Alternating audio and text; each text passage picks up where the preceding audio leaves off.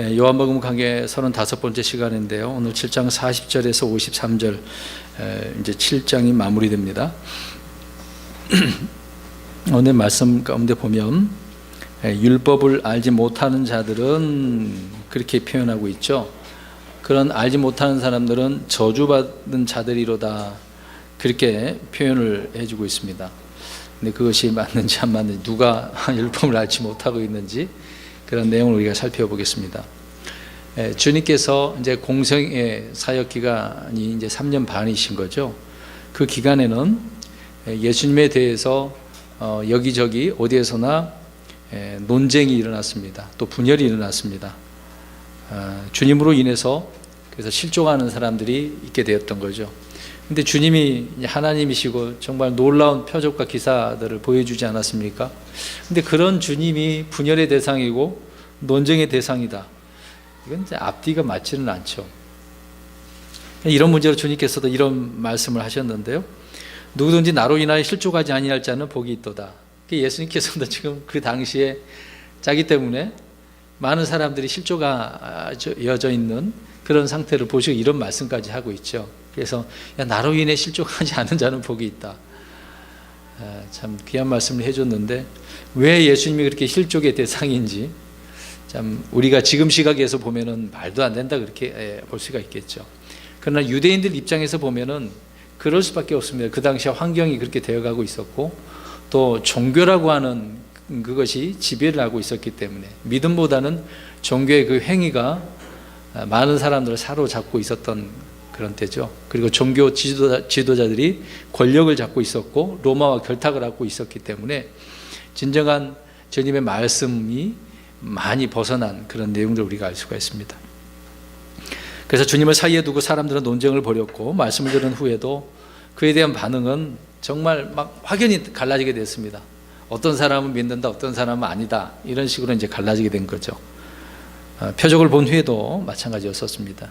주님이 누구신가에 대해서 구약 성경에 예언된 바로 그 대언자인가, 아니면 메시아인가, 정말 하나님의 아들이 맞는가, 이런 문제가 오히려 그들에게 있어서 어떤 종교적으로 크게 와 닿아야 되는데 그냥 사회 문제가 된 겁니다. 왜 누가 이렇게 일어나 갖고 사회를 시끄럽게 만드는 거야? 이런 게 상태가 되었던 거죠. 그러니까 큰 소동이 일어났다고 성경은 말하고 있는 겁니다. 주님께서 초림하실 때도 이 땅에 하늘에서 이제 이 땅으로 내려오실 때, 육신의 몸으로 이제 나실 때 이제 그런 일이 일어나지 않았습니까? 심지어 감옥에 있던 침례인 요한조차 역시 제자들을 보내서 예수님의 정체를 한 번 더 확인하려고 했던 부분이었던 거죠. 정말 메시아가 만드신지 아닌가, 이제 그런 문제를, 침례 요한도 그랬습니다만은 유대인 전체가 그런 상태였다고 생각하시면 됩니다. 이제 메시아는 기다리긴 기다리는데 그들이 생각하는 메시아를 생각하고 있었던 거죠. 자기들만의 그런 메시아를 만들어버리고 있었던 것입니다. 하나님께서 말씀하신 예언된 그분을 그들이 기다려야 되는데 이제 전혀 왜곡된 메시아를 바라보고 있었던 것입니다. 그래서 주님은 제자들을 통해서 당시 사람들이 예수님을 어떻게 알고 있는가에 대해서 물어보시지 않았습니까? 마태복음 16장에. 그래서 어떤 이들은 침례 요한이라고 하고, 어떤 이들은 엘리야라고도 하며, 다른 이들은 예레미야나 대언자들 중에 하나라고, 그런 답변을 듣게 되어집니다. 그러니까 사람들마다 자기 나름대로 이럴 것이다, 저럴 것이다 라고 생각을 하며 이제 기다리고 있었던 것입니다. 근데 사람들은 이 땅에 오신 예수님을 전혀 모르고 있는 장면이 오늘 내용의 말씀입니다. 표적을 보고 기사를 보고 놀랐습니다마는 예수님이 누구신지 그들이 알지는 못했어요. 그냥 드러난 그 부분만 그들이 이해를 하려고 했던 거죠. 그래서 주 예수 그리스도를 믿지 못했다는 사실을 우리가 잘 알고 있습니다. 여러분 생각해 보세요. 표적을 보는 것과 믿음이 뭐 같은 거라고 생각하면 안 되죠. 표적을 보는 것과 믿음은 상관이 없는 그런 내용이죠. 그런데 무리들은 주님의 입에서 나오는 권세 있는 말씀을 들었었어요. 또 은혜의 말씀을 또 들었었습니다. 그런데 예수님에 대해서는 누군지 알지는 못했어요. 누가복음 4장 22절에 은혜로운 말씀들에 놀라서 이르되 이 사람은 요셉의 아들이 아니냐, 말씀을 듣긴 들었는데 그분이 누구신지를 받아들이지 않고 믿지 않고 이 사람 우리가 아는 대로 요셉의 아들 아니야? 목수의 아들 아니야? 이 부분만 지금 생각하고 있는 거죠. 여러분 한번 생각해 보세요. 교회에서 이제 설교를 하지 않습니까?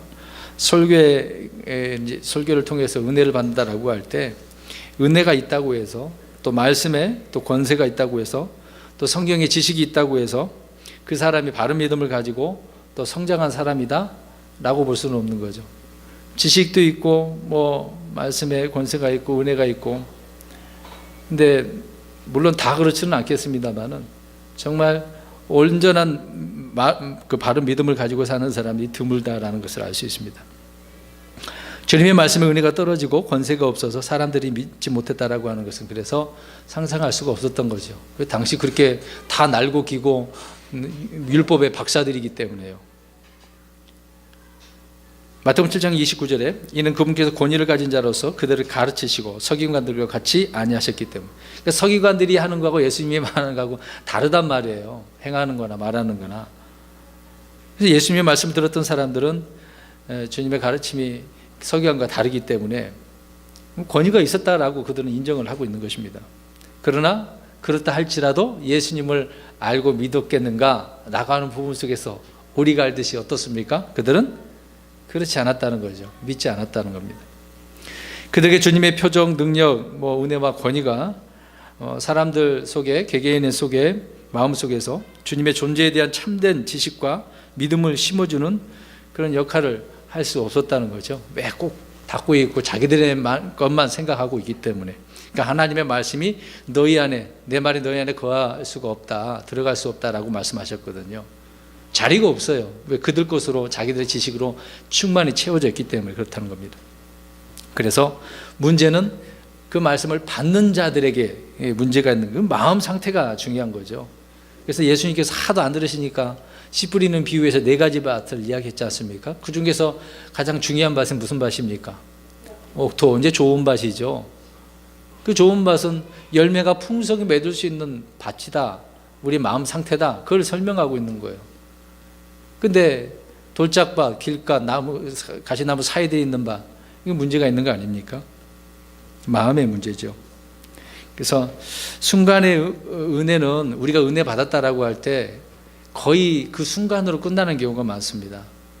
그러니까 지금 잘 들으십시오. 우리가 교회 와서 오늘 은혜 받았어, 감동이 넘쳤어 라고 할 때 그것이 정말 매일 그 말씀이 내게 막 힘을 주고 능력을 주고 기쁨을 가져다 주고 그렇게 하고 있느냐 말이에요. 근데 대부분 우리는 은혜 받았다라고 할 때 그날 아니면 그 다음 날까지는 좀 갈지도 몰라요. 아니면 2, 3일 더 갈 수도 있을 거예요.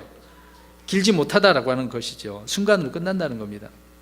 그러니까 설교에 은혜 받았다라고 하는 사람들의 간증은 많지만은 은혜 받은 만큼 사람이 변하지 않는다는 거예요. 그럼 은혜 받았으면 그 말씀대로 세상 속에서 살아서 열매가 맺히도록 해야 되지 않습니까? 내가 변해야 되잖아요. 근데 나는 안 변해. 만 변하는데 지식은 쌓여져 가고 있고 사람을 판단하고 있고 그렇게 되어지는 거예요. 오늘 바리새인들이 이제 그런 부류의 사람들입니다. 그래서 열매가 맺히지 않는 거죠. 그러므로 인해서 신앙이 성숙하지가 않은, 맴도는 거예요. 그러니까 계속해서 베이비 크리스찬, 흔히 표현합니다. 젖만 빨고 있는 그런 크리스찬. 알아서 챙겨 먹고 알아서 관리하고 알아서 나아갈 수 있는 그런 사람이 돼야 되는데 그게 안 되고 있다라고 하는 부분이죠. 이는 무엇을 말하고 있습니까? 그들이 말하는 은혜는 은혜가 아니었다는 거예요. 은혜가 돼야 되는데 은혜가 아니었다. 좀 어렵습니까 말이요? 강조하고 싶은 것은 우리는 은혜만 받아서는 안 돼요. 근데 성경대로 말씀드립니다. 은혜의 말씀을 받아야 돼요. 자, 잘 들으세요. 은혜만 받지 말고 은혜의 말씀을 받자. 따라서 보겠습니다. 은혜의 말씀을 받자. 은혜보다 중요한 것은 은혜의 말씀이거든요. 은혜는 내 생각에서, 느낌에서, 내 마음에서 그것이 이제 사라질 수는 있습니다. 그러나 은혜의 말씀이 있으면 그 은혜의 말씀은 지속적으로 살아있기 때문에 그렇습니다. 이 말은 제 말이 아니고요. 성경 읽겠습니다. 사도행전 20장 32절. 사도행전 20장 32절입니다. 우리가 흔히 은혜 받았다, 그런 자기 나름대로 어떤 건 막 내가 갈급했던 걸 갑자기 뭔가 듣고서 그 해소되면 그 은혜, 물론 그것도 잘못된 건 아닙니다. 근데 더 나아가서 그 은혜의 말씀으로 내가 변화되어야 되는데 그게 안 되고 있기 때문에 이런 말씀을 하고 있는 거죠. 사도행전 20장 32절 시작. 이제 형제들아 내가 너희를 하나님과 그분의 은혜의 말씀에 맡기노니 이 말씀이 너희를 능히 든든히 세워 거룩히 구별된 모든 자들 가운데서 너희에게 상속 유업을 주리라. 무엇에 맡긴다고 이야기합니까? 은혜의 말씀에. 은혜에 맡기는 게 아니에요. 말씀, 은혜의 말씀. 하나님의 말씀, 은혜의 말씀이거든요. 또한 그거 외에 은혜를 받는 것보다 더 중요한 것이 있는데요. 은혜의 말씀도 받아야 되겠습니다만 은혜의 영도 받아야 돼요. 또 우리가 성경은 그래서 잘 찾아봐야 됩니다. 은혜의 영을 받는 것인데 풍성한 은혜를 그래서 우리가 부어주시기를 구해야 되는 부분이 되겠죠.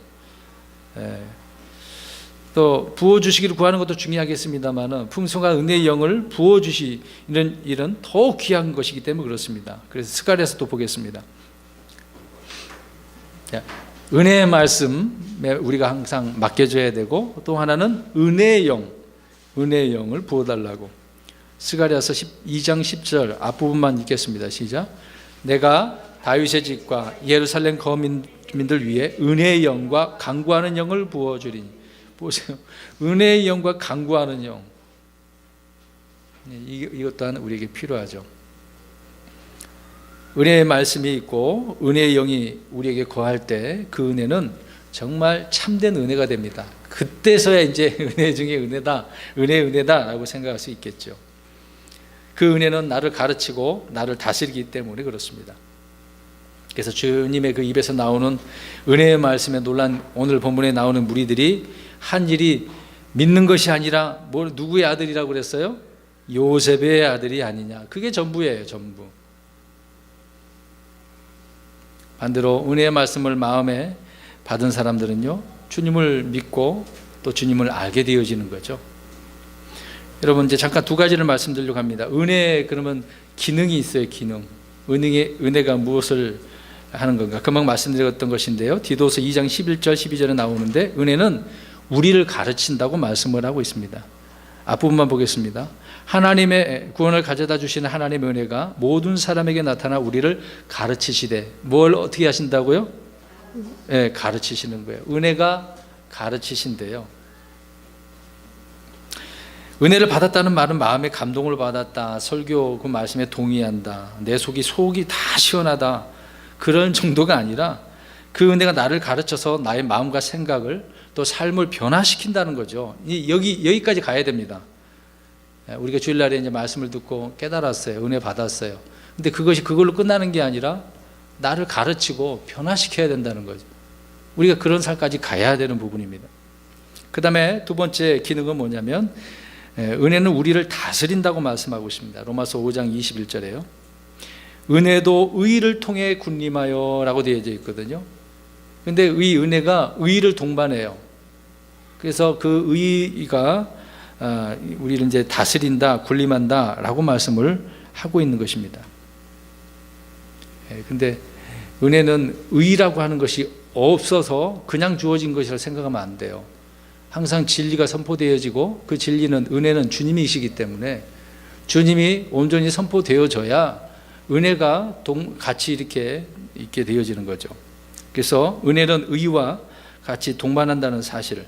근데 의가 없이 그냥 은혜 받았다라고 하는 것은 그냥 하나의 자기 마음에 자기가 원하는 대로 감동일 뿐이죠. 그냥 이런 표현이 적절할지는 모르겠습니다만은 그런 은혜는, 의가 없는 은혜는 싸구려 감상일 뿐이다. 이제 본인 스스로가 이제 난 감당받았다고 하니까. 근데 더 하나님께서 값진 그 은혜를 말씀해 주고 있는데 우리가 더 깊이 깨달아야 되겠죠. 예수님을 그리스도시고 또 하나님의 아들로 알고 믿는 일은 표적과 기적, 능력과 은혜 그 이상의 무엇이 필요한 것이죠. 바로 주님이시라는 겁니다. 의가 있어야 된다는 거죠. 자, 이럴 때 베드로는 확신에 찬 믿음을 가지고 고백을 합니다. 주님에 대한 베드로의 이런 지식과 믿음은 어디에서 나올까? 뭐라고 이야기합니까? 물어봤어요. 주는 그리스도시요 살아계신 하나님의 아들이십니다. 이렇게 고백을 베드로가 하지 않습니까? 그럼 보세요. 베드로가 머리가 더 똑똑했어요? 좋았어요? 바리새인들보다 더 종교적이었던 사람입니까? 더 열정적인 그런 사람이었습니까? 뭐 율법에 정통한 사람도 아니었잖아요. 근데 이렇게 고백할 수 있었던 것은 누가 알려줬기 때문에? 아니, 예수님. 성령이 막 다르네요. 하나님께서 내게 계시한 이는 살과 피가 아니 하늘에 계신 내 아버지시니라. 하나님께서 그렇게 계시해 줬기 때문에 베드로가 이런 고백을 뜬금없이 주님께서 질문을 던져주신 거에 정확하게 대답을 할 수 있었던 것입니다. 주님은 분명히 말씀하셨어요. 요한복음 6장 45절에 대언자의 글에 그들이 다 하나님께 가르침을 받으리라 하고 기록되었으니 그러므로 아버지께 듣고 배운 자마다 내게로 오느니라. 주님을 알고 믿는 것은 하나님께 가르침을 받고 듣고 배운 자들이기 때문에 주님 앞에 나올 수 있었다. 특히 유대인들에게는 그런 거 아니겠습니까? 그렇게 되기를 원하셨어요. 사실상 모두가 다 그렇게 되기를 원했는데 많은 사람들이 거부를 했던 거죠. 그래서 기독교는 계시의 종교입니다. 이렇게 알려주신 거예요. 하나님이 이미 다 계시돼서 끝난 거잖아요. 이 말씀을 얼마만큼 우리가 믿고 살아가느냐, 변화되느냐, 이게 이제 중요한 것입니다. 지식으로 끝나는 게 아니라.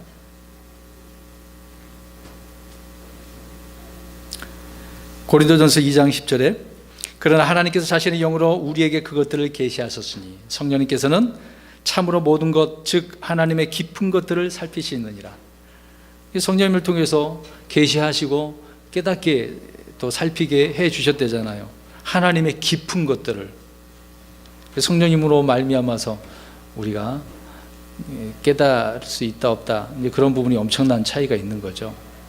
그래서 성령님께서 우리를 진리 가운데로 이렇게 인도해 주셔야만 가능한 거예요. 그렇지 않고서는 우리 입술로 고백을 할 수 없는 거겠죠.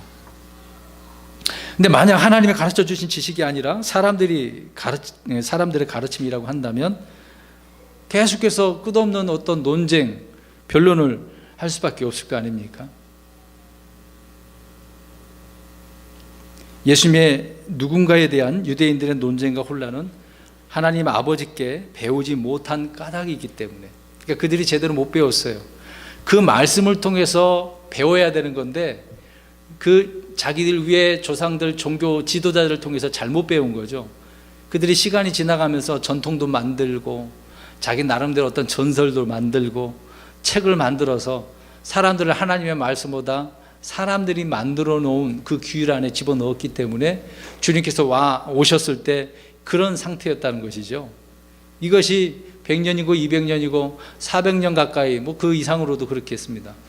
바벨론에서 돌아온 다음에 돌아와서 정말 하나님의 말씀을 계명대로 살자 그랬는데 그 이후로 점점 이렇게 부패하고 주님께서 오셨을 때 완전한 그런 상태, 부패의 상태로 드러났던 것이죠.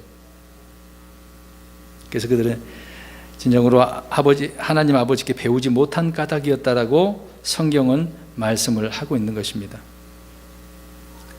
근데 이제 강단이서나 옛날에는 종교 지도자들이 명쾌하게 하나님의 말씀을 가지고 규명해 주면 얼마나 좋겠습니까? 그런데 그러한 사람들이 오히려 진리를 가르치기보다는 주님을 믿지 못하고 성경을 부패시키고 오히려 이건 가짜다, 믿을 수가 없다, 그래 버리니 그 말을 들은 성도들은 어떻게 했습니까? 잘 배우지 못하고 좀 연약한 그런 성도들은 목사님이 어디 가르치는 신학자가 그렇다고 하는데, 대부분이 전 세계가 그렇겠지만 특히 우리 한국도 그러지 않습니까? 외국에 가서 신학 공부 좀 했다라고 한다면 이분은 유학파야 그러면서 굉장히 많이 강조하죠. 여러분 어떻습니까? 국내에서 공부한 분하고 외국에서 가서 공부한 사람하고 대부분 어떤 사람을 사람들이 더 선호할까요? 유학파를 선호할걸요? 근데 대부분 보세요. 물론 다 그렇지는 않겠습니다만은 10중 8구 유학파 중에 대부분 문제가 엄청 많습니다.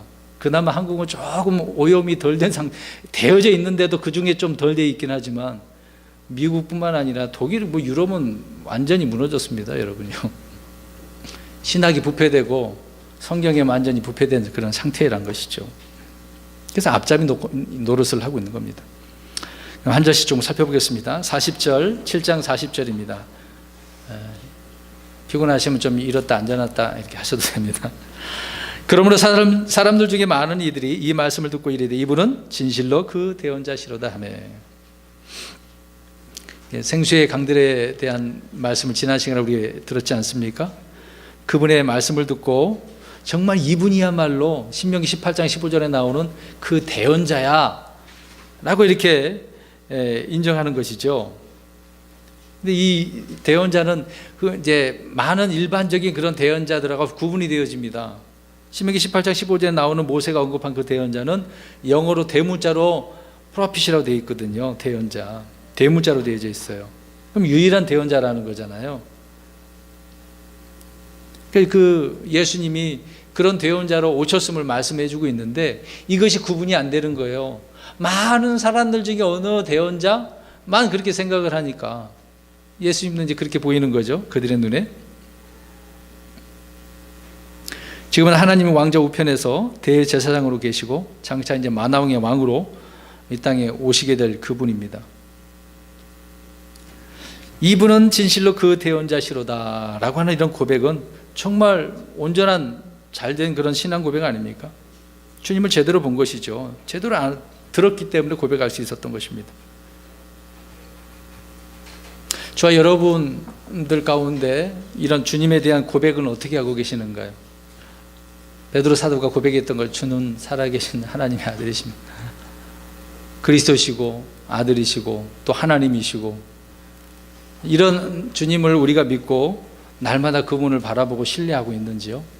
아니면 하나의 이스라엘 백성들 이야기하는 것처럼 목수의 아들 아니냐? 요셉의 아들이 아니냐? 이런 식으로 생각합니까? 이게 우리 나름대로 여기 보세요. 예수님이 정말 엄청난 분이신데 그 엄청난 분을 제한시키고 있는 거죠. 아, 이것까지 주님이 어떻게 해? 이런 식으로. 아, 무리를 걸어? 어떻게 예수님 그 사람이 무리를 걸어? 우리가 듣는 바로 김일성도 무리를 걸었다라고 이야기 나누는데 신화를 만들면 한도 끝도 없겠죠. 근데 예수님께서 그렇게 한 거는 꾸며낸 이야기가 아니잖아요. 실제 주님이 누구신가를 말씀해 주고 있었기 때문에. 아무튼 40절에 이와 같은 그분이 대언자라는 것을 말씀해 주고 있습니다. 41절입니다. 다른 이들은 이분이 그리스도시다 하되 어떤 이들은 그리스도께서 갈릴리에서 나오시겠느냐 이렇게 말씀하고 있습니다. 사람들 사이에 이제 의견이 어떻게 됐습니까? 갈라 나눠져 버렸어요. 처음에 이야기했던 것처럼. 그럼에도 불구하고 소수의 믿는 자리 있습니다. 항상 하나님의 말씀은 소수라 할지라도 이런 열매가 있어요. 믿는 자는 믿어요. 믿는 자는 믿어요. 그러나 반대하는 무리들이 있습니다. 이들은 성경을 지금 아는 채 하고 있어요. 어떻게 해요? 그리스도께서 어디에서? 갈릴리에서 나오겠느냐? 예수님이 어디에서 나오십니까? 베들레헴이잖아요. 그럼 이들이 지금 맞는 얘기하는 거예요? 틀린 얘기하는 거예요? 틀린 얘기예요? 맞긴 맞는데 하나는 알고 둘은 모르고 있는 상태죠. 자, 보세요. 그리스도는 베들레헴에서 나오는지 다 알고 있는 사실입니다. 갈릴리에서 나올 수 없어요. 이거 다 유대인들이 알고 있어요. 그러나 이들은 예수님이 갈릴리에서 자라나셨을 뿐 베들레헴에서 태어났다는 사실을 무시하고 있는 거죠. 태어나셨고 지금 어디에서 자라나셨어요? 갈릴리에서. 나사렛 예수라는 이름이 그렇게 나오는 거죠. 이들은 고의적으로 이렇게 만들고 있습니다. 성경은 베들레헴에서 태어날 것만 말씀할 뿐 거기를 떠나지 않고 거기서 자라고 있어야 된다라고 말하지 않고 있어요. 그냥 거기서 태어난다라고만 말하고 있죠. 태어나서 다른 데 떠나서 살 수도 있지 않습니까? 이들이 성경을 인용하고 있는 것은, 또 인용하고 아는 것은 정확한 지식이긴 하였지만 잘못 적용하고 있다는 거죠. 그러니까 한쪽 면만 보고 이렇게 얘기하는 거예요. 우리 이거 잘 보셔야 됩니다. 성경을 잘 봐야 돼요. 주님께 뭘 말씀해 놨으면요, 안 말하는 것이 있어요. 그냥 그 상태만 이해를 하면 돼요. 거기까지 성경은 일일이 사소한까지 다 기록은 안 해놨습니다. 중요한 건 해야 할 것만 기록해 놓았거든요. 그렇게 우리가 이해를 해야 돼. 그래야 오류가 없는 말씀이라고 이해하지, 그렇게 고지고대로 이것만이라고 생각하니까 성경 이상한데 이런 소리가 나올 수밖에 없습니다. 이들이 지금 잘못 하고 있는 거예요. 그리스도께서 갈릴리에서 태어날 수는 없지만 갈릴리에서 자랄 수는 있는 거 아닙니까? 이런 것도 봤어야죠.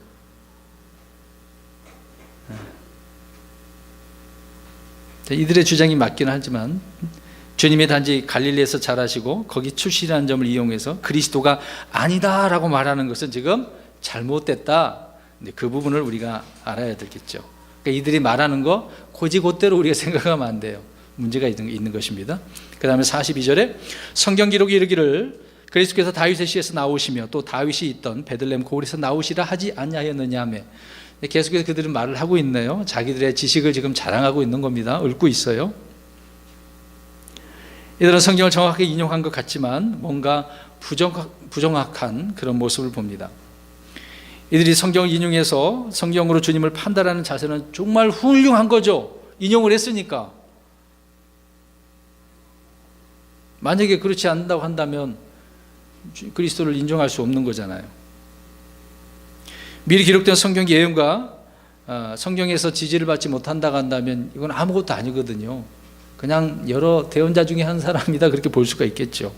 의인일 수는 있지만 그리스도는 될 수가 없다라는 것을 우리가 쉽게 이해할 수 있습니다. 그런데 미가서 5장 2절에 그러나 너 베들레헴 에브라다야 내가 유다의 수천 가운데 내가 작을지라도 이스라엘에서 치리자가 될 자가 내게서 내게로 나오리라. 근데 이 말씀대로 그대로 이루신 거잖아요.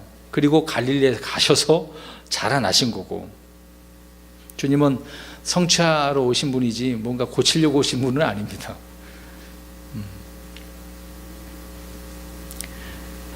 그래서 유대인들 가운데 많은 사람들이요, 예수님이 갈릴리 출신이란 이 점 때문에 믿지 못한 것은 사실이에요. 왜 그걸로 계속 꼬집어내고 있으니까. 우리가 아는 대로 나다냐엘도 그러지 않았습니까?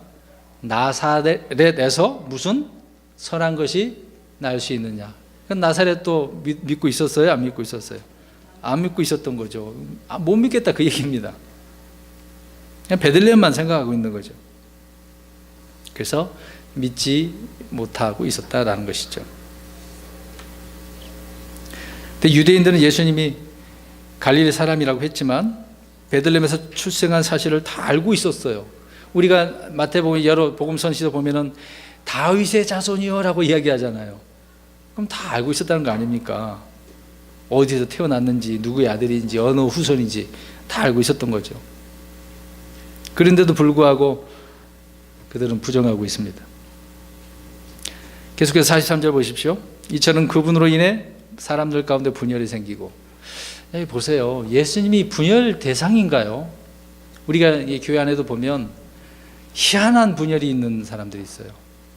정말 주님의 교리에 대해서 심각하면은 분리가 되고 분열이 될 수도 있는데 그런 것도 아니야. 그냥 성경 이야기도 아니야. 다른 주제, 다른 화제, 아니면 정치 문제, 경제 문제, 서로 저 사람하고 나하고 의견이 생각이 다르면 그것을 가지고 교회 안 나오는 사람도 있어요. 안 나온 사람도 있고 떠나는 사람도 있고. 참 희한한 것 같아요.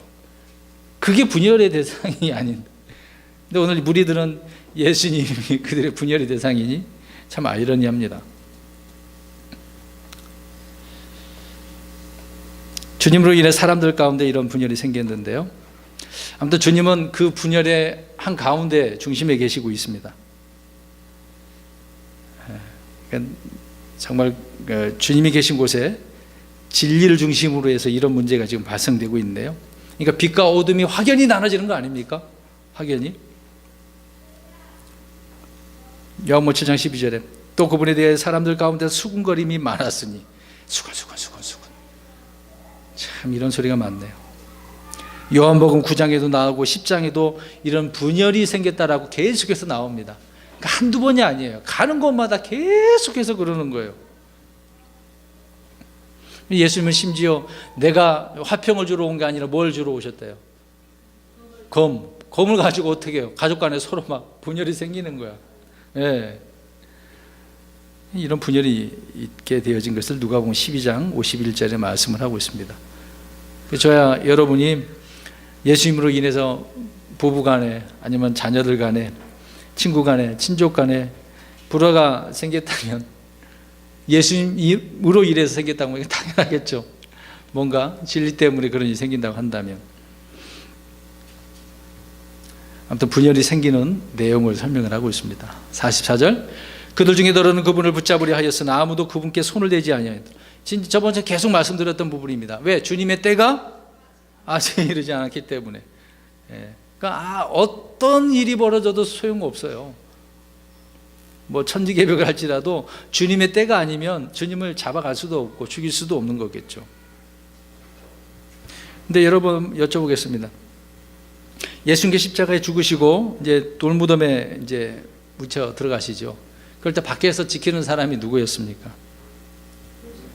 그 군사들은 로마 병정이었습니까? 다른 무리였습니까? 로마 병정. 우리 성경 구절 마태복음 27장 65절 66절. 로마 병정은 아니었고요.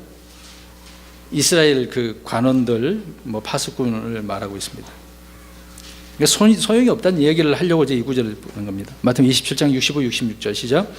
빌라도가 그들에게 이르되 너희에게 파수꾼이 있으니 너희 길로 가서 너희가 할 수 있는 대로 그것을 굳게 지키라 하거늘 이에 그들이 가서 그 돌을 봉인하고 파수꾼을 세워 돌무덤을 굳게 지키니라. 누가 지켰어요? 파수꾼. 빌라도의 군대가 아니에요. 네. 그러니까 이렇게 해도 물론 결국은 그들이 죽이긴 했지만 때가 돼서 주님이 죽으셨지만요, 주님의 때가 아니면 될 수 없었던 거겠죠. 요한복음 7장 45절. 그때 직무 수행자들이 수제사장들과 바리새인들에게로 오니 그들이 저들에게 이르되 어째 그를 데려오지 아니하였느냐며. 이 관원들이 명을 받아서 가긴 갔어요. 체포하려고 붙잡으려고 했는데 잡아오지 못하고 빈손으로 그냥 돌아갔네요. 그래서 수제사장들과 바리새인들이 왜 잡아오지 못했냐고 지금 문책하고 있는 내용입니다. 여러분 우리 구약 그 열왕기 하서를 보면 엘리야가 있어요. 엘리야를 잡으려고 아하시아 왕이 이제 군사를 보내는 부분이 있습니다. 근데 그러기 전에 아하시아 왕이 격자창에서 떨어져 갖고 병이 들었어요. 그래서 그 병을 낫기 위해 이제 사자들을 이제 하나님의 대언자에게 보내야 되는데 그 에그론 신 바알세붑에게 묻기를 위해서 사자들을 보냈단 말이에요. 이제 그 군사들이 그 질문을 이제 사자들이 가려고 가고 있는데 도중에 이제 엘리야를 만났어요. 그래서 엘리야가 이렇게 얘기합니다. 아무튼 이제 사자들이 이제 왕에게 돌아갔어요. 돌아가면 그가 그들에게 이르되 너희가 어째 지금 돌아왔느냐 하니 그들이 그에게 이르되 한 사람이 올라와서 우리를 만나 우리에게 말하기를 가서 너희를 보내는 왕에게 되돌아가 그에게 이르되 주가 이같이 말하노라 이스라엘에 하나님이 없어서 내가 에그론 신 바알세붑에게 물으려고 사람을 보내느냐. 그러면 내가 올라간 그 침상은 내려오지 못할 것이요 내가 반드시 죽으리라 하라 하더이다. 자, 이런 말을 들었어요. 아하시아 왕이. 그럼 어떻게 해야 돼? 왕이 기분 나쁘잖아. 엘리야를 잡으려고 이제 사람을 보냈다면 군사를 보냈어요. 그런데 어떻게 합니까? 군사들 갔는데 엘리야가 하늘에서 불타 얘기하니까 어떻게 됐어요? 50명의 군대가 죽었잖아요. 그 다음에 간 자도 그렇고 그 다음에 갔더니 무서워갖고 제발 살려주세요. 같이 좀 가자달라고 이제 요청한 부분이 있었는데 그런 장면을 한번 생각해 보시기 바랍니다. 근데 그 전에 이제 엘리야는 이세벨이 죽이려고 했을 때 무서워서 도망갔지 않습니까? 근데 이제는 도망가요, 안 가요? 안 가네요. 자 보세요.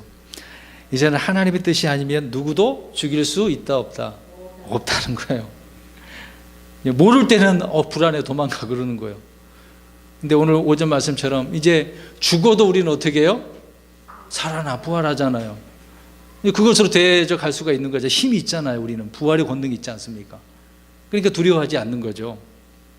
모를 때는 막 두렵고 무섭고 막 도망가고 싶고 그런 문제가 생기는 겁니다. 아무튼 이제 누구도 하나님의 때가 아니면 자기를 죽일 수 없기 때문에 결국 엘리야는 어떻게 했습니까? 이 땅에 살다가 죽었나요? 아니 어떻게 했습니까? 살아서 하나님 안으로 올라갔어요. 하나님 데려가셨다니까. 놀랍지 않습니까, 여러분? 주님이 누구신가를 알고 그 말씀을 믿으면 두렵지 않을 뿐더러 올라가는 거예요. 이미 우리도 이제 마찬가지입니다. 죽어도 살고 아니면 살아서 공중에서 주님을 만날 수 있다는 거 믿으십니까? 소망이 막 넘치지 않나요? 그렇게 바라잖아요. 그러니까 올 테면 와 마음 편하게 병사들을 맞지 않습니까? 엘리사도 역시 마찬가지입니다. 수많은 군대가 막 둘러쌌잖아요. 근데 자기 옆에 있는 종은 이거 어떻게 하지? 눈을 열어주니까 이제 엘리사를 둘러싼 불만과 불병과 얼마나 하늘에 이게 쌓아져 있는지 눈이 닫히면 안 보이는 거예요. 영적인 세계가 있다는 거, 그 힘이 더 강하다는 걸 모르니까 그러는 거거든요. 눈을 떠야 돼요. 우리가 눈을. 주님 내 눈을 참 역사적으로 그런 말 있잖아요. 영국의 왕 좀 눈을 열어달라고 그렇게 기도하고 화형당한 사람도 있었습니다. 근데 보세요. 우리는 주님의 뜻대로 죽음을 맞이하는 것이죠. 만약에 죽게 된다 한다면. 그러나 힘이 없어서 죽는 건가요? 아니잖아요. 우리도 대항할 수도 있습니다. 그러나 우리가 그거를 받아들이는 건 주님을 믿기 때문에, 그 약속의 말씀을 믿기 때문에 그러는 거거든요. 믿음의 선지인들은 그래서 그렇게 죽은 거예요. 피를 흘린 겁니다. 그래서 손을 들려 해도 소용없었다라고 하는 말씀이고요. 46절에 직무 수행자들이 대답하되 결코 아무도 이 사람처럼 말하지 아니하였나이다. 변명하는 거 보세요. 말로 당할 수가 없는 거죠. 주님을 잡으려 왔던 관원들은 누구든지 목마르든 내게로 오라 하신 주님의 말씀을 듣고 이렇게 말하는 사람은 이때까지 없었다고 단순한 말씀한 것처럼 보이는데 그들에게는 놀라운 거죠. 인류 역사상 누구도 예수님처럼 말하지 못했습니다. 자 보세요. 죄를 사해 줄 수도 없고, 어느 누가 죄를 사해 줄 사람 있나요? 저 가톨릭 신부 그건 말고 그건 잘못된 거니까. 병을 고쳐줄 수 있나요? 주님은 이제 보세요. 죽은 자도 바로 살려주셨잖아요. 고쳐주시는 분. 참된 안식을 누가 줘요? 우리 주님만이 주시지 않습니까? 세상에서 안식을 어디서 얻을 수 있어요? 파라다이스? 여러분? 뭐 유토피아? 뭐 그런 얘기 많이 하잖아요. 소용없습니다. 우리 주님은 다 내게로 오라, 누구든지 오라고 이야기합니다. 주님 앞에 가면 안식이 있고 마실 물도 있고 양식도 있고 죄 사함도 있잖아요. 그러니까 저와 여러분들이 모든 죄들에서 다 용서받은 겁니다. 믿으십니까? 주님에게 가니까 다 해결되지 않습니까? 다른 데 가면 힘들어요. 해결하는 방법이 막 몇십 년 빙빙 돌아야 돼. 그래도 못 하잖아요. 어떤 여자가 병을 일평생 했는데 의사에도 가보고 다 했는데 모든 것들이 경제적인 것도 허랑망탕 다 이제 쏟아붓게 되는 거죠. 근데 안 돼. 마지막에 주님 앞에 가니까 한순간에 다 해결되지 않습니까? 여러분 믿으십니까? 주님이면 다 된다. 그런 믿음을 가지고 신뢰하시기 바랍니다. 주님을 믿는 자들은 단지 어떤 종교 하나를 또 가진 건 아니죠. 주님을 믿을 때 얻게 되는 그 실제적인 유익이 주님을 통해서 있게 된 거죠. 그래서 우리 요한복음 6장 7장에서 그 7가지를 좀 말씀드릴게요. 주님 앞에 나아갔더니 빵과 물이 해결되잖아요. 6장 35절에. 또 47절에는 사망의 문제가 해결되잖아요. 영존하는 생명을 준다고 그랬으니까. 또 요한복음 7장 38절에는 저번에 우리가 살펴본 것처럼 생수의 강들이 나오잖아요. 그 다음에 한참 가면 이제 11장에 보면은요, 죽어도 살잖아요. 죽어도 살겠고 그랬잖아요. 나를 믿는 자는 죽어도 살겠고 살아서 믿는 자는 영원히 죽지 아니하리라.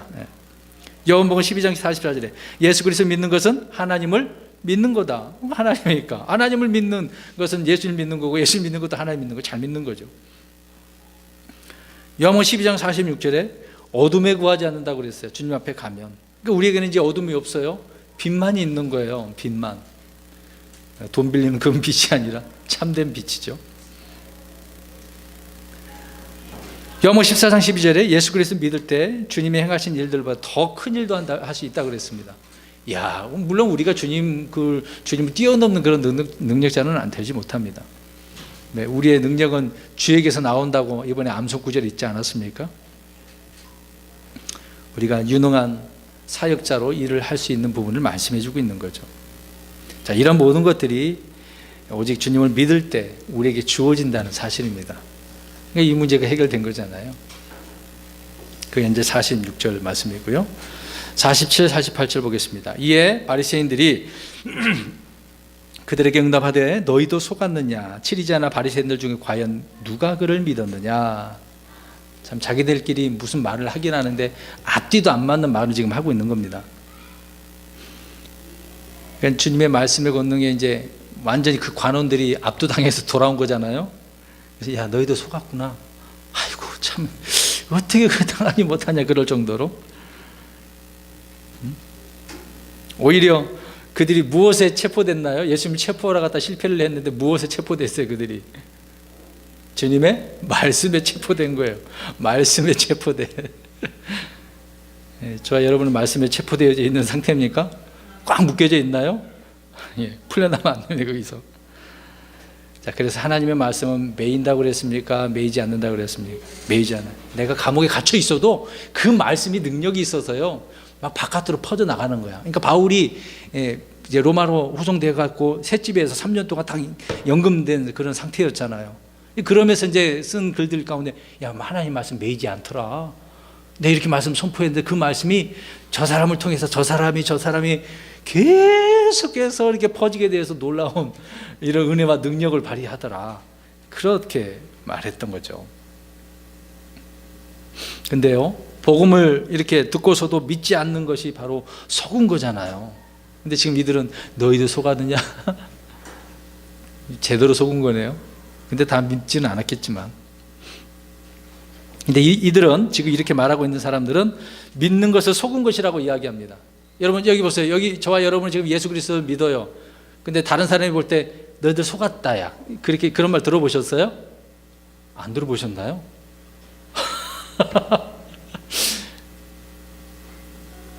뭐 하나님 이 예수님에 대한 부분이 거짓 신이라고 생각한단 말이에요.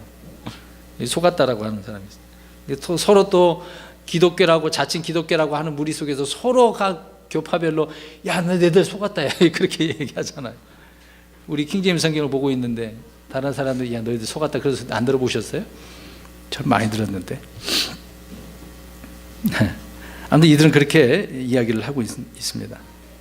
그러니까 예수 그리스도를 믿을 때 죄의 속임수, 세상의 속임수, 종교의 속임수의 진정한 자유를 우리는 알 수 있는데 이제 그들은 지금 그 부분에 대해서 해결을 못하게 되어지는 거죠.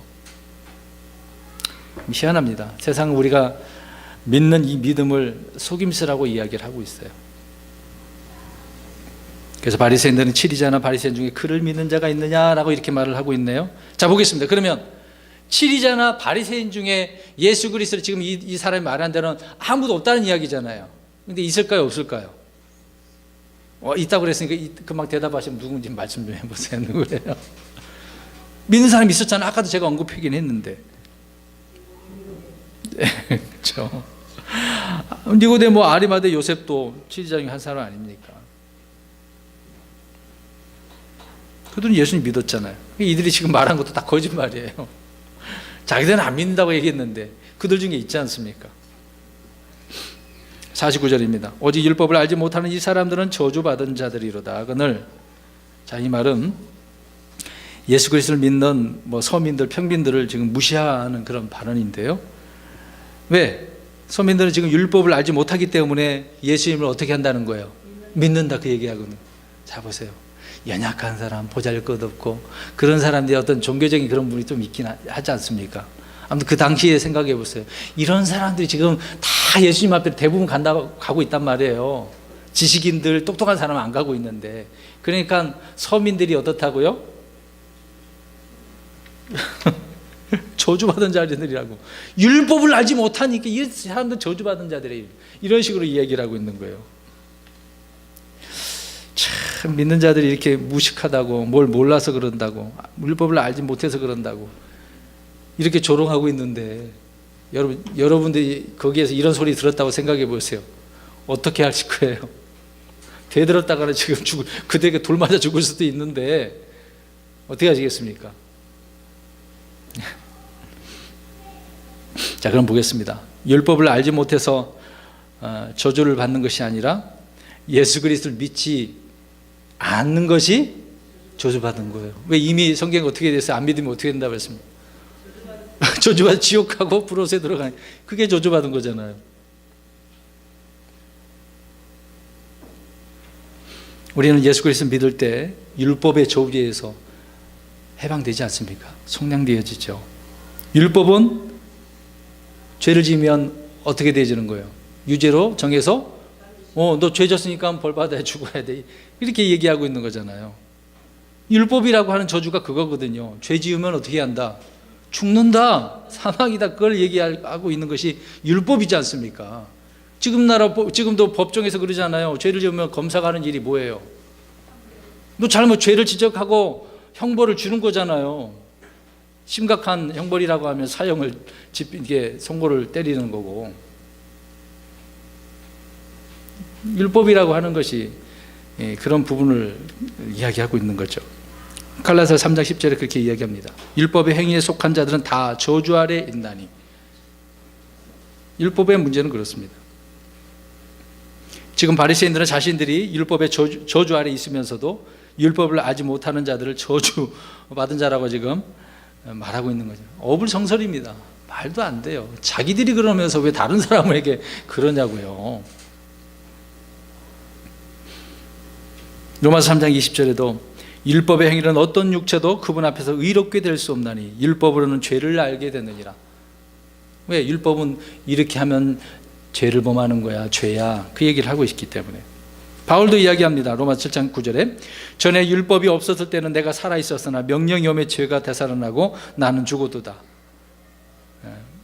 율법은 없었을 때는 이렇게 내가 하고 싶게 살았는데 알고 보니까 이게 죄였네? 그 얘기죠. 이런 저와 여러분들을 우리 주님께서 율법의 모든 그 저주 아래에 있는 우리들을 대속하기 위해서 어떻게 하셨습니까? 십자가에서 죽으셨죠. 그래서 나무에 달린 모든 자는 저주받았느니라라고 예수님께서 저주받아 죽으신 거예요. 그 죄 때문에, 죄로 인하여. 이런 주님을 우리가 믿고 있는 것이고 또 감사하고 있는 거죠. 50절 51절입니다. 그들 중에 한 사람 곧 밤에 예수님께 왔던 니고데모가 그들에게 말하되 우리의 율법은 어떤 사람의 말을 듣고 그가 행하는 것을 알아보기도 전에 그를 심판하느냐 하느니. 사실 율법을 가지고 사람들이 막 심판하는 후에 바로 그냥 잡아들이고 있잖아요. 이건 율법에 어긋나는 것입니다. 재판한 후에 죄를 정하는 것인데 죄를 정죄한 후에 재판을 하면 안 되는 거지 않습니까? 근데 그들은 그렇게 하고 있는 거죠. 이게 앞뒤가 안 맞는 것을 지금 니고데모가 지적을 하고 있는 내용의 말이고요. 52절, 이제 두 구절 남았습니다. 그들이 그에게 대답하여 이르되 너도 갈릴리에서 왔느냐 조사하고 살펴보라. 갈릴리에서는 대언자가 일어나지 아니하느니라 하였더라. 계속해서 그 말을 하다가 니고데모가 그러니까 또 거들어서 이야기하고 있네요. 자, 그럼 보겠습니다. 그러면 갈릴리에서는 대언자가 일어나지 않다고 했으니까 갈릴리에서 일어난 대언자가 있을까요? 없을까요? 이들이 말한 대로 없다는 거잖아요. 그럼 성경 찾아보겠습니다. 열왕기하 14장 25절. 열왕기하 14장. 그러니까 이들이 말하는 것도 인용을 하고 있는 것 같은데 왜곡시켜서 지금 하고 있는 거예요. 참 성경을 그들은 자기 마음대로 난도질하는 것을 알 수 있습니다. 유대인들도 그런 거예요. 자, 열왕기하 14장 25절 시작. 주 이스라엘 하나님께서 자신의 종 가드헤벨 사람 아미떼의 아들 대언자 요나의 손으로 하신 말씀대로 그가 하맛의 입구에서부터 평화의 바다까지 이스라엘 지경을 회복하였더라. 아멘. 자, 여기서요 대언자 요나가 나와요. 아미떼의 아들 요나는 어디 출신 사람이에요? 가드헤벨 사람. 이 가드헤벨은요 수불론 지방에 있는 거거든요. 근데 그 수불론 지방이 갈릴리라고 하는 것이요, 수불론하고 다른 땅하고 다 지파하고 연결되어져 있습니다. 몇 개의 지파가 거기에 다 연결되어 있거든요. 갈릴리라고 하는 것이. 그 중에 이 가드헤벨이 갈릴리거든요. 그 지역이 가드헤벨이 갈릴리예요. 그도 지명으로 그들은 다 알고 있는 사실들인데 불구하고 지금 갈릴리에서 대언자가 일어나지 아니하느니라. 거짓말하고 있는 거잖아요. 있는데 이미 대언자가 있는데. 이들은 이 사람들의 이런 죄들이 자기 이성을 마비시키고 있는 거예요. 지성을 막 오락가락. 도대체 뭐니까. 우리가 이걸 아셔야 됩니다. 주님을 불신하면 이런 현상이 벌어지는 겁니다. 지금 현대 그러기 시대에 우리가 살고 있었다가 지금 킹제임스 성경으로 돌아온 거 아닙니까? 주님은 갈릴리 출신의 위대한 대언자이셨습니다. 비록 유다의 베들레헴에서 태어나셨지만 갈릴리에서 성장하셨고 사역하셨기 때문에 사람들은 나사렛 사람이라고 그렇게 부르고 있었던 거죠. 마지막 9절입니다. 53절. 모든 사람이 자기 집으로 가니라. 이제 끝났어. 지금 요한복음 7장은 무슨 절기였어요? 장막절. 이제 장막절이 끝난 거예요. 장막절 마지막 날, 그때 모였던 사람들은 주님의 이 위대하고 은혜로운 말씀들을, 놀라운 말씀들을 들었단 말입니다. 마치 이제 5일장 장이 파한 것처럼 이제 끝난 거예요, 이제. 그래서 해산돼 버렸다. 근데 이때 사람들은 어떻게 했습니까? 예수님으로 인해서 어떻게 되버려서 서로 의견이 나뉘어지고 분열이 생기게 되었다. 논쟁이 되었다. 참이 문제가 있는 거죠. 이 좋은 날 거기에서 주님의 그 은혜로운 말씀을 듣고 깨달았다고 한다면, 믿었다고 한다면 얼마나 좋았겠습니까? 주님은 그렇게 백성들을 은혜의 말씀을 주시고 자신을 알기를 원하셨는데, 아무튼 유대인들은 주님께서 원하시는데 그 말씀에 부응하지 못했다라고 하는 부분이죠. 그 부르심에 응해야 되는데 그러지 못했습니다. 오늘날 그럼 우리가 이것을 생각해 볼 때 이미 우리에게는 항상 어디든지 말씀이 있습니다. 우리가 들고 다니는 진리의 성경, 킹제임스 성경도 있고 뭐 여기저기 어디 살펴봐도 인터넷 연결돼도 다 들을 수는 있어요. 그러나 제가 오늘 말씀 가운데 강조하고 싶은 것은 그냥 은혜 받았다는 문제가 아니라 무엇이 또 우리에게 있어야 된다? 은혜의 말씀, 은혜의 영, 은혜로 이렇게 간구를 해서 내게 그 말씀을 통해서 나의 삶 속에 그 말씀이 적용되어지고 순종되어지고 변화되어져서 주님께서 원하시는 열매가 있어야 된다라고 하는 부분이죠. 우리가 들었던 이런 말씀들을 가지고 변화된 삶을 살아가시는 저와 여러분 되시길 주의 이름으로 축원합니다.